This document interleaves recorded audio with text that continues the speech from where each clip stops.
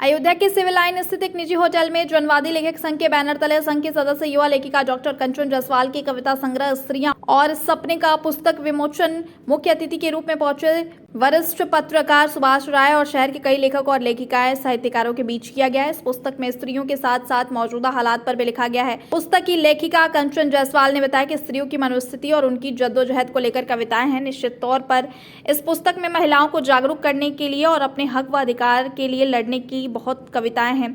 यह पुस्तक एक संदेश के तौर पर जनता के बीच में जाएगी। पुस्तक लिखने में बहुत समय लगता है। एक शब्द को पिरोकर पूरी पुस्तक बनती है। एक शब्द को पिरोकर पूरी पुस्तक बनती है। जनवादी लेखक संघ के सदस्य सत्यभान सिंह ने बताया कि आज जनवादी लेखक संघ की युवा कवित्री कंचन जायसवाल द्वारा लिखी गई पुस्तक स्त्रियां और सपने का विमोचन किया गया। मेरा पहला कविता संग्रह स्त्रियां और सपने का विमोचन हो चुका है और यह पुस्तक स्त्रियां और सपने स्त्रियों को लेकर के जो विचार हैं उनको कविता के रूप में और इसके अलावा स्त्रियों से भी ज़्यादा ज़रूरी जीवन को लेकर के कविताएं हैं और स्त्री पुरुष संबंधों को लेकर के एक विचार जो कविता के रूप में ढलकर आया है और वर्तमान राजनीति को लेकर के भी कुछ कविताएं हैं।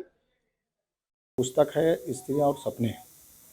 ये जनवादी लेखक संघ की सदस्य हैं डॉक्टर कंचन जायसवाल जी, फैजाबाद की रहने वाली हैं और इनका जो कविता संग्रह है वो पहली कविता संग्रह जो आपके बीच में आ गई है।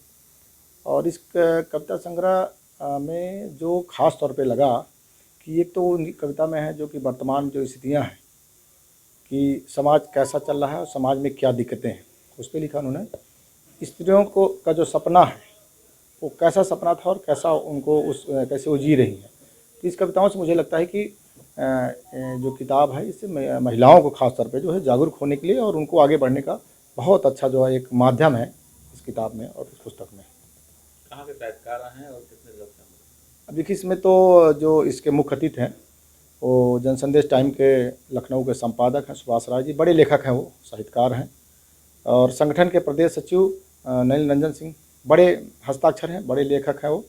और उनके साथ जो युवा लेखिका हैं प्रज्ञा सिंह, वो हिंदी की बड़ी लेखिका हैं, आजमगढ़ से आई हैं।